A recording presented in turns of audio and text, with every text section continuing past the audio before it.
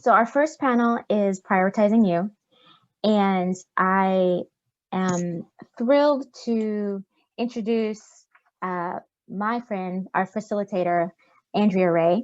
Andrea is a powerhouse in the world of business and politics. She has a huge heart for nonprofits and community organization and the experience to back it all up. On top of that, she is a wonderful mom to 2 kids. And I'm not just saying all that because she writes my paychecks. She really is somebody that I am honored to call a friend. So with that, Andrea, I'm going to turn it over to you. Hello. Hey. Sorry, I'm a little dark in this room. That's all right. I was prioritizing being comfy. I appreciate that very much. I wonder if I can have multiple co-hosts. So I'm going to try something here. Okay. So if I can make a co-host, your video turns on. So let's see. I'm going to pop Lauren on here and see if that, okay. All right. So it's make co-host. Make note of that, Rebecca. I apologize. Make co-host once they've been promoted to panelist. Make co-host allows them to turn on their video. So then Stephanie, you should be able to, there we are. And you'll need to unmute yourself. We got it. Appreciate your patience, guys. We got it. Okay, with that, I'm going to turn my video off and I'm going to let these lovely ladies take it away. Enjoy. Perfect. Thanks again so much, Renata. I really appreciate it. And I'm so happy to be here with Lauren and Stephanie. Lauren is a program coordinator for Seattle Pacific University's art department and a seminarian pursuing her Master's of Divinity and a holistic wellness practitioner. Stephanie Wall is married with a 3-year-old son and 1-year-old daughter. Beyond her work as a full-time parent, Stephanie is a co-founder of Seattle Zero Waste, a local volunteer-run community organization that empowers and inspires people to reduce their waste through meaningful relationships and collaboration. Stephanie, you inspired me, and when we did our check-in, I felt awful. I was drinking out of a plastic bottle, so I have a reusable bottle here now. So just know your influence, has sunk in. So I really appreciate that. And then again, of course, you can learn more about Seattle Zero Waste at seattlezerowaste.com and on Instagram and Facebook. And we are here this afternoon to talk about how we prioritize ourselves, right? So with, busy jobs and families, and, it's difficult sometimes to prioritize ourselves. So I'll just, ask, Lauren, maybe for you to go first. How do you prioritize yourself? As I was kind of preparing myself for this meeting today, I thought about that a lot this week, especially I'm just entering like the hump over all of my midterms for classes right now. And so, with all of I've just been like kind of in like high productivity mode. And I've been thinking like, what does that look like for me, in this season that I'm currently in? And honestly, more than sort of like the baths and different things, which are all really great, which I love a lot. Just being embodied and making sure that I stay present in my body has been like the best way for me to, go about a stressful existence, 2020, right? As I, when I feel myself getting really stressed, even, as I'm tired and I just need to get stuff done, when I take a moment to just sort of like sit quietly and even just breathe and stop, being so in my head about all that's happening, that, it really changes the way that I approach everything else that I have to do. So I would say right now that that's probably my best answer. That's the smallest thing and the most important thing that I feel like I've been doing to prioritize myself. That's great. Thank you. Yeah, I appreciate that. Getting out of your head sometimes, right? You just kind of, when you get stuck in there, it can, just around and around and around you go. So yeah, just taking that moment, to stop and breathe. Yeah. So important. Stephanie, how are you prioritizing yourself these days? Well, thank you. When I was thinking about the things that I do on a daily basis that help me get through the day, it's actually small things. I was talking to a friend recently about how when you're an adult, you end up talking about these types of things like making the bed or getting dressed. And so in the mornings, that's what I've been doing, is making the bed.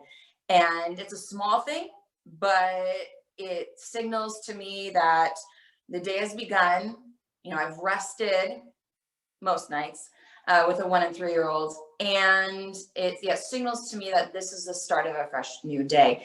And also something that I've been practicing and been more intentional about it the last few months is actually getting out of my pajamas and putting on quote unquote regular clothes. And so some days that does mean putting on a pair of sweatpants and a t-shirt or a long sleeve shirt that's more relaxed.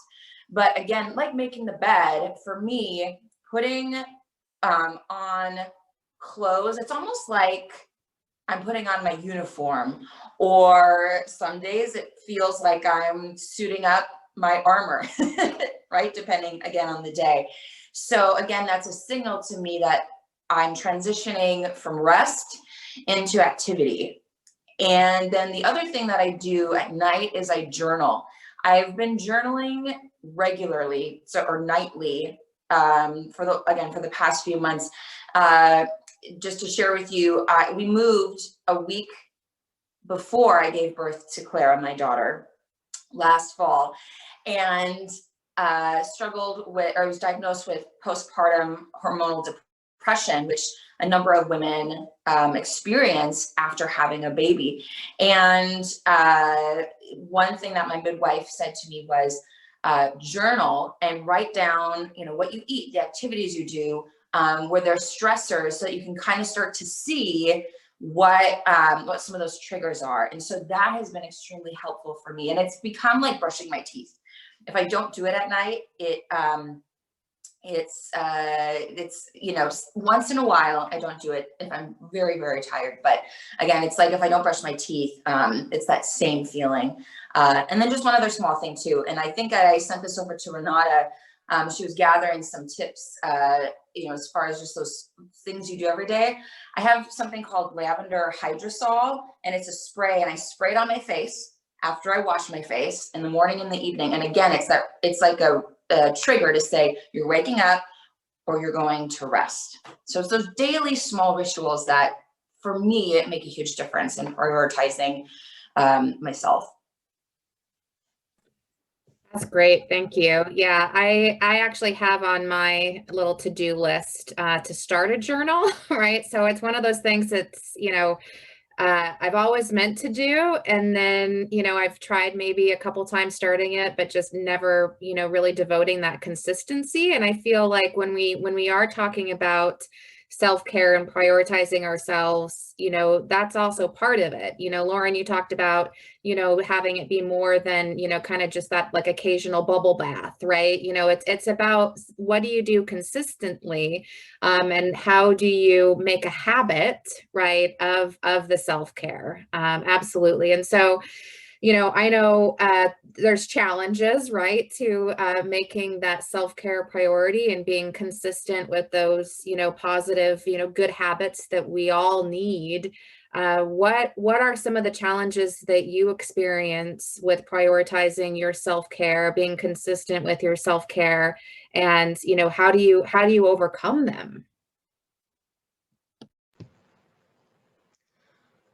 That's a really good question. And I think especially, being on this panel and different things like that, it's brought into focus different ways, and thinking about things that I don't know that I've consciously thought about. And so, you know, especially when things get busy, I know I already said this, but that was sort of, I kept wrestling with just this whole premise in sort of like an especially hard week. It was like, okay, like, you know, I'm about to go and talk about this. Like, how am I living this? What does this look like? You know, I'm in this season of it's tough. You know, there's a lot to do.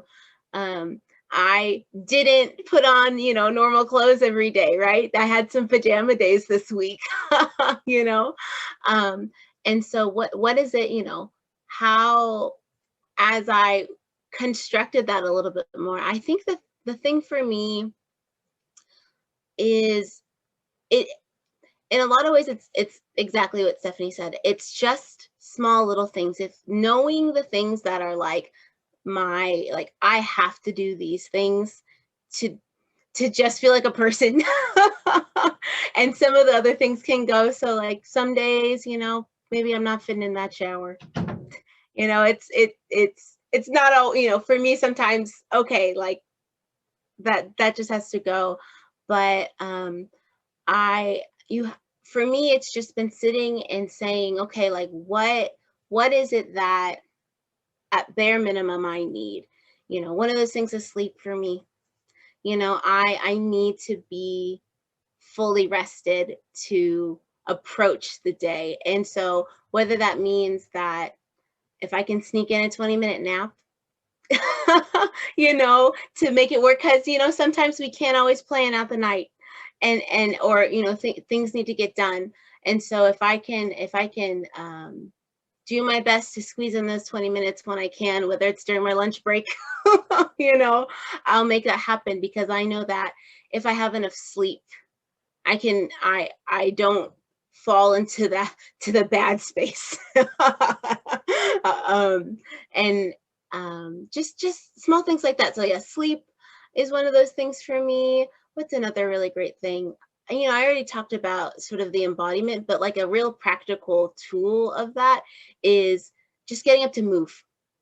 You know, I'll be in that intense mode, going, and I force myself to say, okay, like we can, you know, I can barrel through this, but I know that I'm going to be really unhappy about it. And, you know, I don't know that I'll be able to, you know, I don't know that I'll be able to give my best to people later on in the day if I don't take these times. So I will just, wherever I'm at, do some movement, do some stretching, and just, I think for me, that's a reminder of like, hey, like, I don't have to, like, I am not, I don't know how to put this in a way that isn't too, you know, whatever.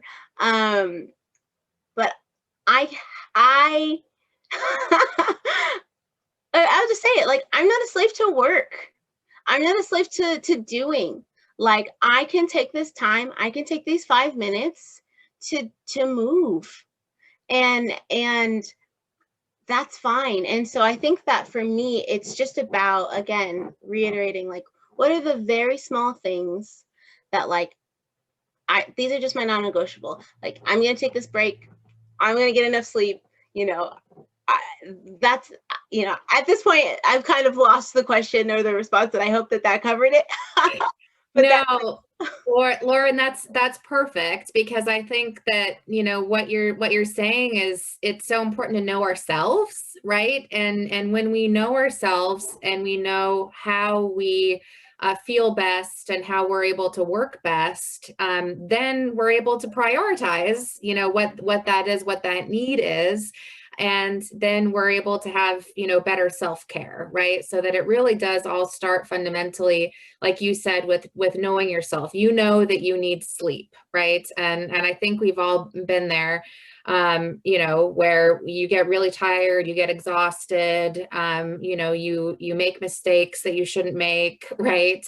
You know, we're not our best selves, you know, when we're, you know, exhausted. And so knowing what those things are for us individually then lets us prioritize. And the other thing that really hit me, which, you know, some days I'm better at this than others, but it's that giving yourself the permission, you know, when you say you're not a slave to work, right?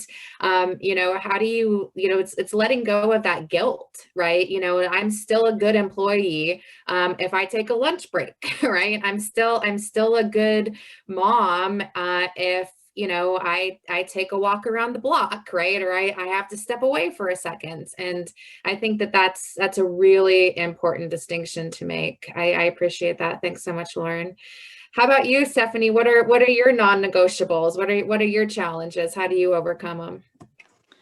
Oh, well, there are a few as a parent, or as a parent of young children. But one thing I heard, I think a speaker talk about once at MOPS, which is Mothers of Preschoolers, is that this time can be a place of scarcity of resources. So you could have scarcity of time, scarcity of energy, scarcity of just patience. So there's a list for different people, right? And so I find that to be true for me, depending on the day.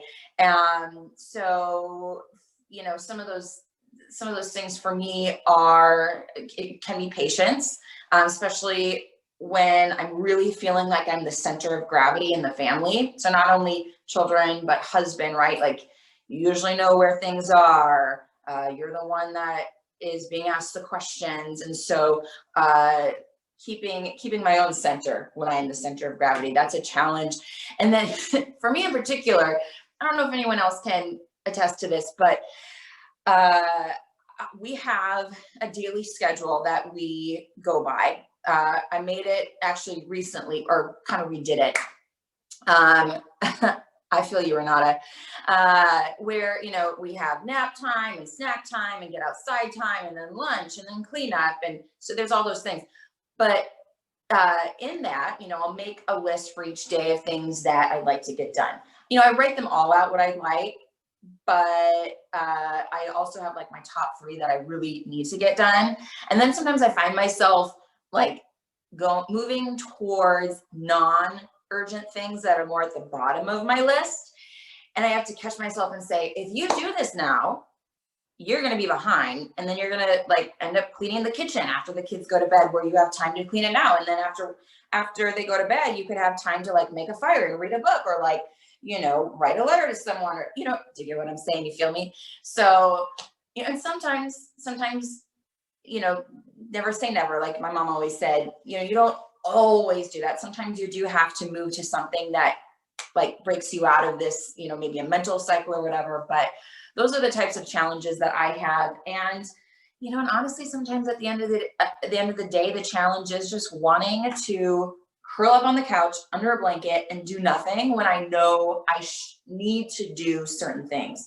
And it's not a should, like there are certain things that I need to do, like maybe paying a bill or sending an email or sending a text, right?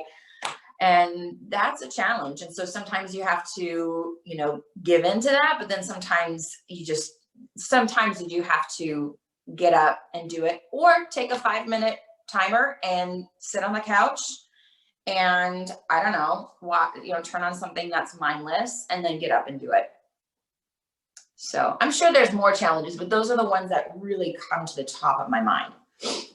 Yeah, no, and I appreciate that. And I really appreciate what you said about being the center of gravity. I think, you know, as moms, you know, as women, you know, we really do, you know, find ourselves often, you know, as the center of gravity for our families.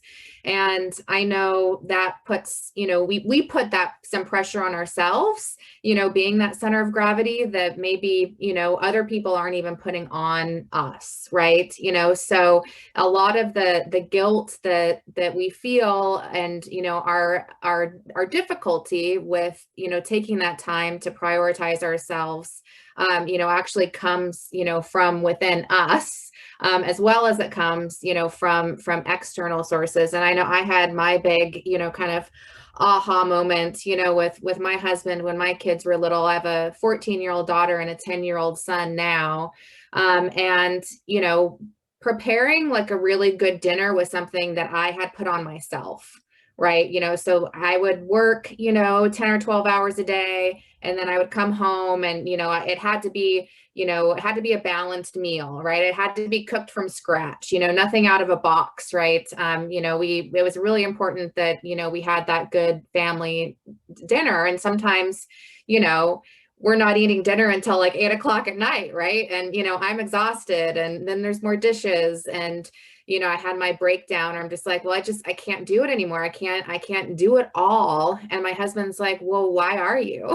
Right. And it's like, yeah, the kids are just as happy, eating macaroni and cheese and, applesauce out of a box every once in a while as they are, eating, a fancy, roasted chicken with lemon tarragon, right? Let's prioritize, being together and resting together as a family, and, our mental health, rather than, some type of, gourmet meal 7 nights a week. Right. But that was pressure that, I put on myself, because a good mom and a good wife, does these things. Right. And so I really appreciate, somebody in the chat said, yeah, it's about setting those good boundaries. Right. And, setting those boundaries, for ourselves, then, helps us prioritize and, define our non-negotiables. What do you guys think about that? Say that again, about defining our non-negotiables. And your boundaries, right? How are you, setting your boundaries, for yourself, and how much of your boundary setting, comes, needs to come from within you, right? Internally rather than externally. Yeah, I can talk about that a little bit. I think for me, when I think of boundaries, part of it is, I think when I feel myself coming up against a fence or coming up against a wall, which I suppose is like some sort of boundary, I feel like I've gotten a lot better at knowing when that's going to come, or seeing it before I run into it. And so I'm not perfect by it by any means, but I have figured out ways to like let myself know that. And like, particularly now, since we're staying at home, my husband's working from home, because of the pandemic, is letting him know, like, I feel myself moving towards this and I need to back up, or I need to switch directions. Now, like, you got like, can you take the kids for 10 minutes? Or, hey, like, you do this. And he's gotten really good at knowing, like, speaking of dinner, I'll use this as an example, where it's like, let's do takeout tonight, which we don't do that every single night. Like, we do, make dinner a lot. We've kind of gotten a groove. We go to the farmer's market or my husband goes to the farmer's market every Saturday. We're part of a CSA, which is a community supported agriculture. So we also have a perfect food. So, and why you need to know all that?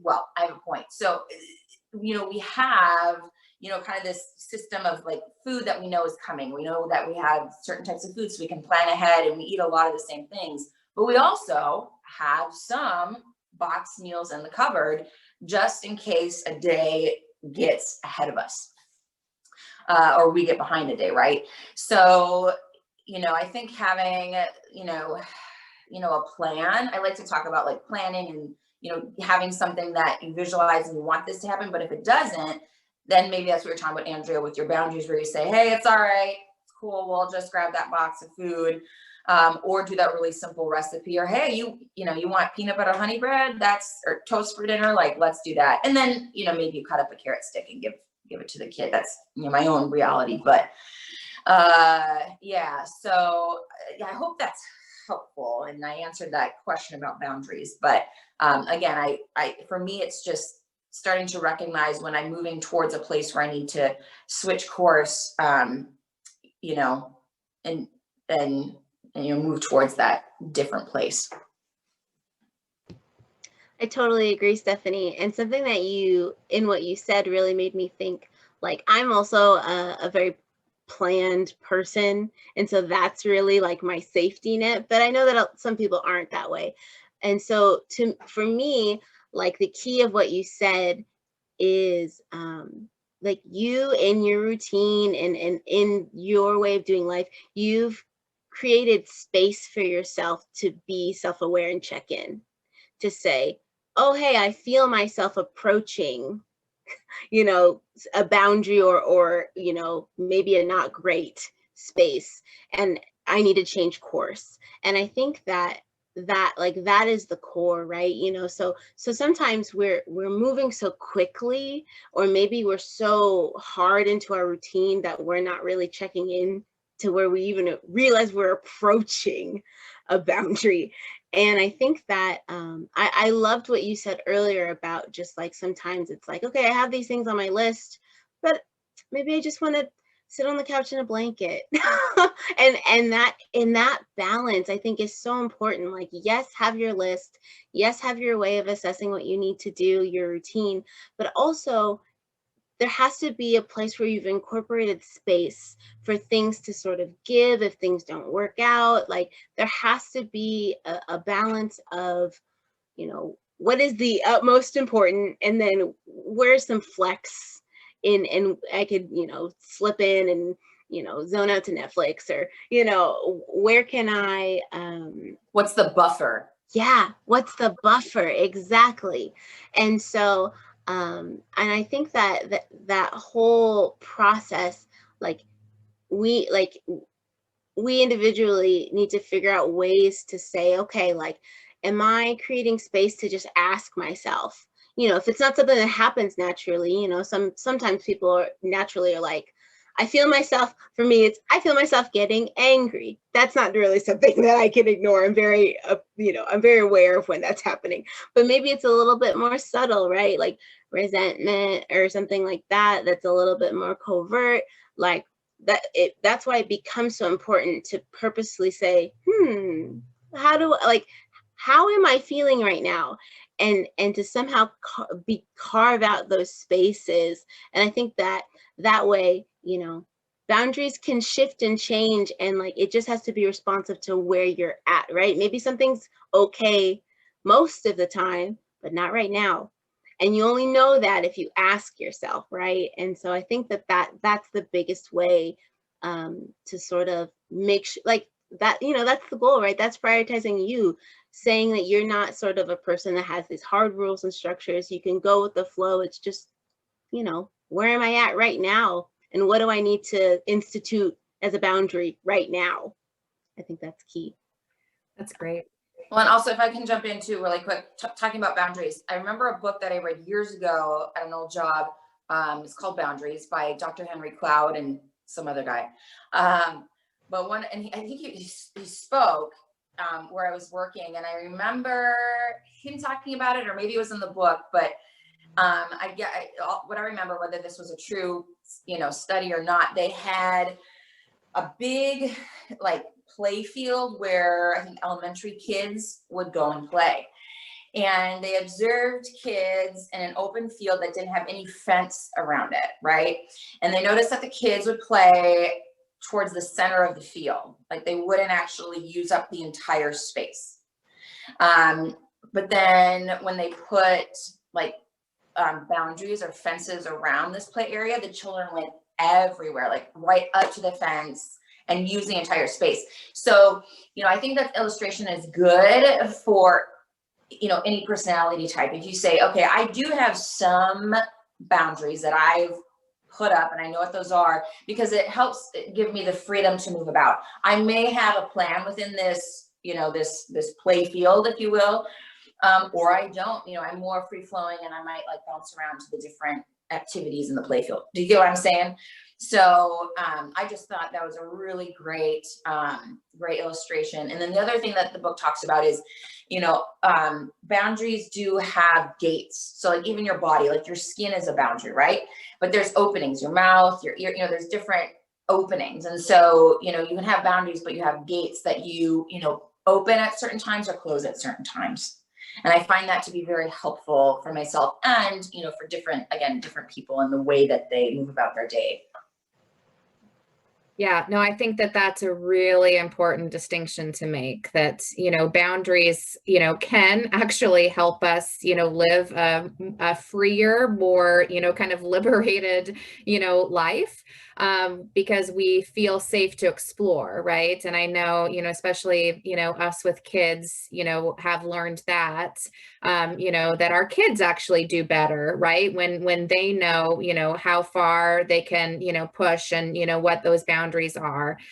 So, you know, it doesn't matter, you know, how old you are, right? You know, the boundaries help us feel safe, feel secure, and feel that we can, you know, be our best self, you know, as well. And so much of that is, you know, creating that space, as you were saying, Lauren, to just be, so that we can know ourselves and that we can prioritize ourselves. And it's those check-ins. Like I love that, you know, that's just kind of something that when we are self-aware and we have that habit of prioritizing ourselves, we're just constantly doing that check-in. And Stephanie, you talked about that a little bit too, right? So sometimes this needs to open, sometimes this needs to close, sometimes this needs to get shuffled around. But through that constant self-reflection and checking in with ourselves, you know, that's how we're able to prioritize ourselves, right? If we are just, you know, madly dashing, you know, through and we haven't taken that time to check in,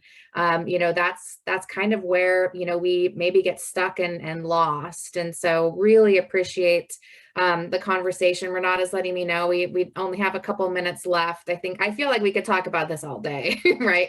I know I still have so much to learn and to practice. Any final thoughts kind of before we, you know, sign off here about just prioritizing ourselves?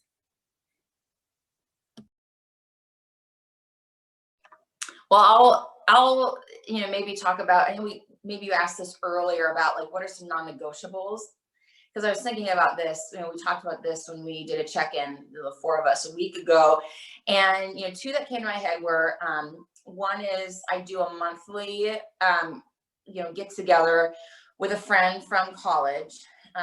You know, we'll, you know, of course safely during this pandemic time, but that's just something that like our husbands know. I remember the last time her and I got together, she went back home to her 6 children. You know, they were like, Mom, you need to do this more with Stephanie. So, and then the other thing is, some of you might laugh at this, but one of my non-negotiables is watching the most recent episode of The Walking Dead. That is like my fangirl, like TV show, you know, and, you know, I also love This Is Us, so I'm on the spectrum, right? But The Walking Dead has a whole universe and movies coming, so that's a whole nother panel. But for me, you know, that just, it's, I've been watching it for years, and there's really deep character development, and it's a story, and it's a story about survival. And, you know, there's some days where I'm watching this show about the end of the world, and, you know, these characters and these storylines do help me on days where it feels like it's the end of the world for me. That makes sense. So whether that's stories or poetry or, you know, whatever that thing might be for you, like keep on going with that, you know, even if it's something like The Walking Dead. So that would be something that I would say move towards that if it gives you life, or it's something that takes you out of, you know, your everyday. Maybe, you know, for me, it connects me with a fandom of people that watch it with me. No, that's great. I think for me, the only small thought I'll say is, you know, regardless of kind of where you are on the spectrum of like feeling like you don't prioritize yourself, or maybe you do it really, really well, I think it's just the commitment to revisiting it. Like, I think it's an ongoing struggle. It's an ongoing evaluation. I think that, you know, prioritizing ourselves looks different in different seasons of life. You know, I'm single, unmarried, no children, but I'm working full time and full time school. And so, that looks different. And so it's also just like giving myself permission to say, I just want to explore this. I'll fail a lot, but I'm open to just trying to see what it is, that looks like. And I think that even just entering into that is prioritizing yourself, being willing to fight for it and to try and fail and wrestle with it. So that's my last thought. That's great. I know I had a teacher when I was in, high school, and, one of the things that she told me that still sticks with me today is that she said, Andrea, there's lots of times in your life where you will feel like you are at the end of your rope, and it's your responsibility to tie a knot at the end of that rope and hang on. And so there's many times in my life where I'm like, yep, at the end of the rope, no one else is gonna, throw me another rope. All right. No one else is gonna, tie this knot for me. I've got to figure it out and tie this knot for myself and just hang on. And sometimes there's a lot of swinging, right? And you think you're not right. Yeah, exactly, Stephanie, right? That's perfect. Yeah. And I think that's what, truly, when we talk about prioritizing ourselves, that's what we're talking about. When we talk about self-care, that's what we're talking about. We're saying that, we have a responsibility, to take care of ourselves so that we can be good employees, right? So we can be good friends and moms and family members. And when we don't do that, when we don't take time for ourselves, then that's, when we can slip a little bit, right? And we're not our best self. We do have a couple minutes left. If anybody wants to maybe ask a question or clarify something that we talked about. Stephanie, you have something? Oh no, I'm excited for questions. I want to hear questions.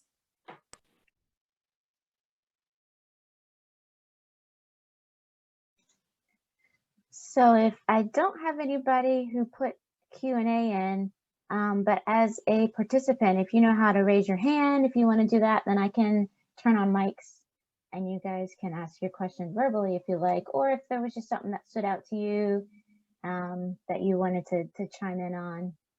We do have a few minutes if anybody wants to participate. I want to know how you make that spray for yourself, Stephanie. They said there's a lavender spray that you use. Yeah, it's well, I don't make it. I buy it from a company called Carwell Farms, which is in Washington.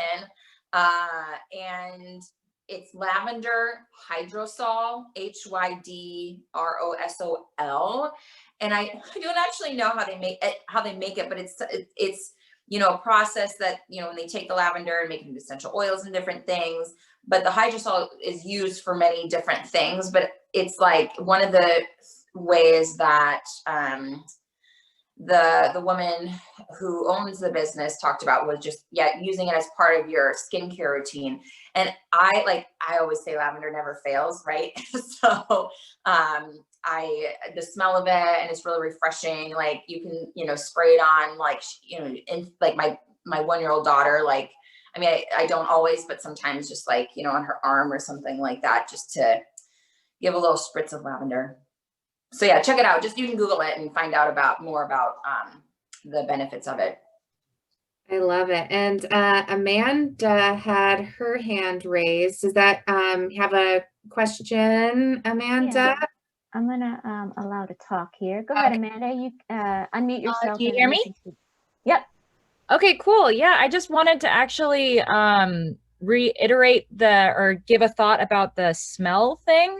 I have a friend who uses smell really, really strategically, where she has different smells that she sprays for herself to get her in the right mood. So she might use lavender to do a calming thing, but if she needs to feel powerful, she's used these, or she uses sandalwood or something or whatever it is. And it's a really cool thing where she has like these different perfumes for different time periods of her life that also like trigger memories. So anyway, I think that there's really something to that therapeutic triggering the almost primitive part of your brain to be in the right headspace. So anyway, I just wanted to contribute that. That's great. Yeah, thank you so much. I think smell is so powerful because it connects us to emotion, right? So I know like just instantly, different smells will trigger that memory and that different feeling. So yeah, being open and, using all of our senses for self-care, right? And that's really, really good point. Appreciate that. Anything else? Renata, you tell me if I need to stop talking. Well, I am chiming in because that is the time that we have for this portion. So for now, I'm going to, let's see, I've got several things open here. We're going to say goodbye to our panelists here. And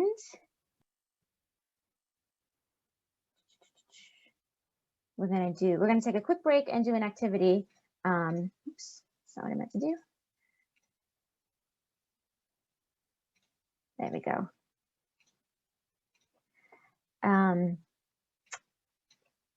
So we're going to do a quick activity. This is a time for a break if you need to use the restroom or refill your tea. Feel free to do that. But we're just going to take a couple minutes to kind of bring this experience out of the screen and into your physical space. So what that looks like, this is called getting in touch with touch. And so if you're going to get up and go do something, please feel free to do that. I am going to keep talking for a minute, but don't worry about that. For those of you that are still with me, I want you to take a few minutes to check in again with how you're feeling, what your mood is. It may be the same as how you felt at the beginning of the session. It may be a little bit different, but really like think about how you're feeling right now. Think about what that mood is, how you would identify it. Next, I want you to stand up, like actually stand up and move around your space. Pick up the things that you see around you, touch things, feel things. Notice how those things make you feel when you touch them. And keep going around, and I want you to keep moving until you come across something that the feeling that it kind of resonates matches the feeling that you identified a minute ago. So if I would say I'm feeling introspective right now, what nearby me kind of resonates that feeling when I hold that, it has that sense of introspection. Now, some of us are really skilled at being in our heads. So it's easy to find a random object and say, oh yeah, that matches. I can make up a narrative that makes this item match what I'm feeling. That's not what I'm asking you to do. I'm asking you to actually just kind of turn off the thinking part, touch your item, feel your item, and really let yourself feel what comes out when you're holding that item, and truly find something that matches what you're feeling right now. We're going to do that for a few minutes. I'm going to turn on some music. I'm going to stop talking. If the item is small enough, bring it back with you. We've got, how much time do we have here? We've got 6 minutes. So take your time, and then I'll see you back here in 6 minutes.